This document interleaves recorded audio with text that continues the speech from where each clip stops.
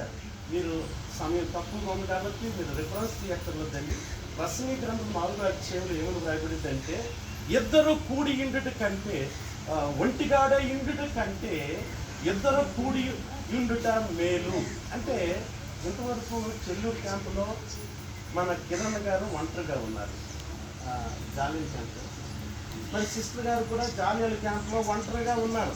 ఇక్కడేమో కిరణ్ ఉన్నారు, అక్కడేమో సిస్టర్ ఉన్నారు. వీళ్ళిద్దరూ వేరువేరుగా ఉన్నారు. ఇద్దరిది కూడా they both of them have a different opinions in different places. మరి సహోదరి యొక్క ఆలోచనలు అభిరుచులు వేరేగా ఉన్నాయి, అలాగే కిరణ్ యొక్క ఆలోచనలు అభిరుచులు వేరేగా ఉన్నాయి. కానీ మొదటి కారణం ఏంటంటే, వివాహములు దేవుని ఇచ్చేందులో సహకారము కొరకు ఇరువురు వేరువేరుగా ఉన్నారు, వేరువేరు స్థలాల్లో ఉన్నారు. ఈ ఇరువురిని కూడా దేవుడు ఒక శరీరముగా ఏర్పాటు చేశాడు. దేవునికి స్తోత్రం. ఇప్పుడు ఏదైనా ఒక పని చేయాలనుకోండి, ఒంటరిగా చేసేదానికంటే ఇద్దరు కూడి ఉండటం మేలు. మరి కిరణ్కి దేవుడు సహోదరుని ఇచ్చాడు, సహోదరికి కూడా ఒక చక్కటి జీవిత భాగస్వామిని కిరణ్ గారిని దేవుడు ఇచ్చాడు. ఇప్పుడు ఏ పని చేయాలన్నా, ఏ కార్యక్రమాన్ని చక్క పెట్టాలన్నా వాళ్ళిద్దరికీ దేవుడు ఒక ఆలోచన ఇచ్చాడు. ఒకే ఆలోచన కాదు, ఇరువురికి దేవుడు ఆలోచన ఇచ్చాడు. దేవునికి స్తోత్రం కలుగును గాక. రెండవ కారణానికి వస్తున్నాను. రెండవదిగా సహవాసము కొరకు. ఆదికాండము 22వ అధ్యాయం, దయచేసి 22వ వచనం త్వరగా చదవండి. ఆదికాండము 2వ అధ్యాయం 22వ వచనం.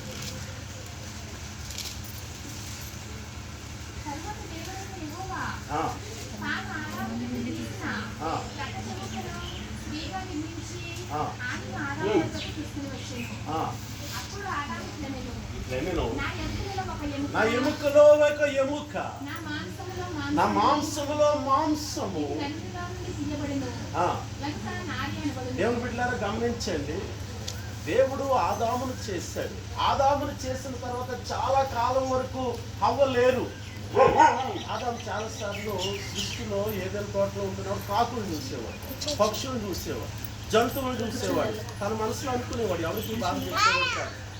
ఈ కాకి ఒక తోడు ఉంది, జంతువులకు తోడు ఉన్నాయి, పశువులకు తోడు ఉంది, నాకు తోడు లేదు కదా అని ఆదాము బాధపడేవాడు. కానీ దానిని ఎలా ఎక్స్ప్రెస్ చేయాలో ఆదాముకి అర్థం కాలేదు. దేవుడే ఆదాము యొక్క మనస్సును గ్రహించి ఆదాము దగ్గరకు వచ్చి ఆదాముకు గాఢ నిద్ర కలుగు చేశాడు. దయచేసి నా వైపు చూడండి, నా మాటలు మీరు వినాలని నేను మనం చేస్తాను. ఆదాముకు దేవుడు గాఢ నిద్ర కలుగు చేశాడు.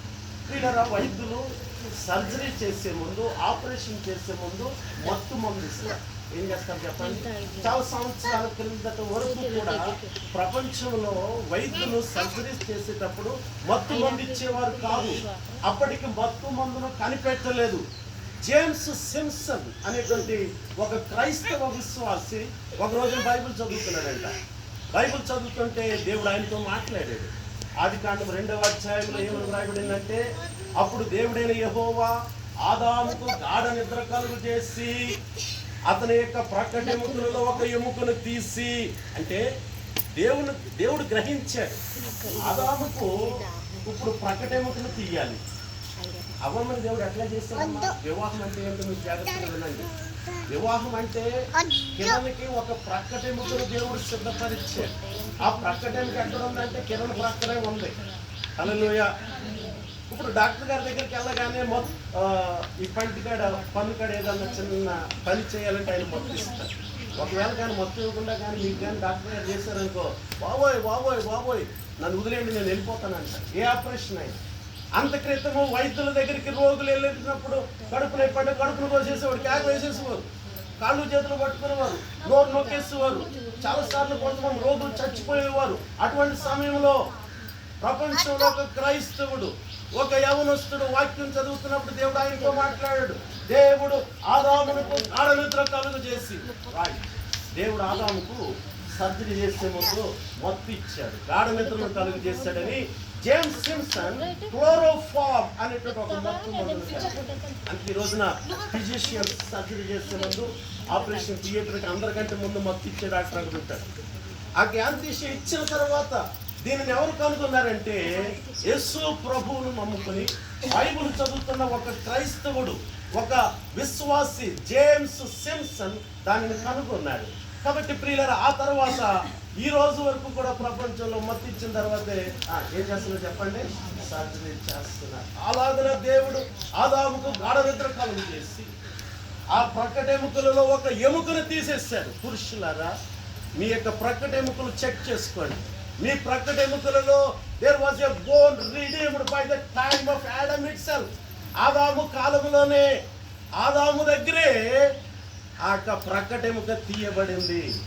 ఆ ప్రక్కటెముకను దేవుడు స్త్రీనిగా చేసి ఆ స్త్రీని, ఆ ఎముక అయినటువంటి ఆ స్త్రీని ఆదాము దగ్గరికి తీసుకొచ్చి ఆదాముతో దేవుడు అంటున్నాడు, Adam, she is your madam, I have brought a madam for you.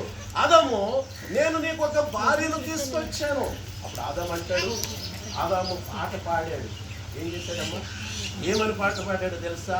నా ఎముకలో ఎముక, నా మాంసములో మాంసము, ఇది నరునిలో నుండి తీయబడిన కనుక నారి అని అనబడును. ఏమనుకోవద్దు, నేను అనుకుంటాను పిల్లలు బాబు అప్పుడే పాట పాడి ఉంటారు. ప్రియులారా, గమనించండి, పిల్లలు పాడటమే కాదు, అందరూ పాడిన వారే.